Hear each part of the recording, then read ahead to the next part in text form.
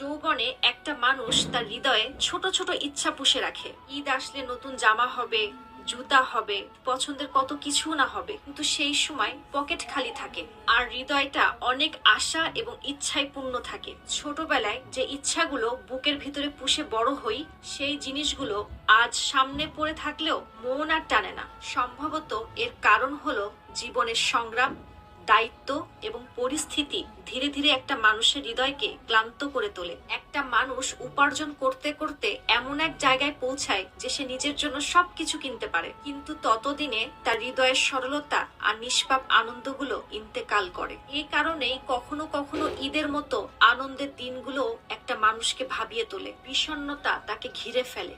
ঈদের দিনও চার দেওয়ালের মাঝখানে মনটা বন্দী হয়ে থাকে। পকেট ভরা থাকে কিন্তু মনটা সাইলেন্ট থাকে। ব্যাংক ভর্তি টাকা থাকে কিন্তু ইচ্ছাগুলো নীরব থাকে। এই অনুভূতি হয়তো আমাদেরকে মনে করিয়ে দেয় জীবনের প্রকৃত সুখ দামি দামি নতুন নতুন জিনিসপত্র পাওয়া থেকে আসে না, মনটাকে জীবিত রাখা থেকে আসে। যেই মনটা একটা সময় ছোট ছোট জিনিসে আনন্দ পেত এবং হেসে উঠত।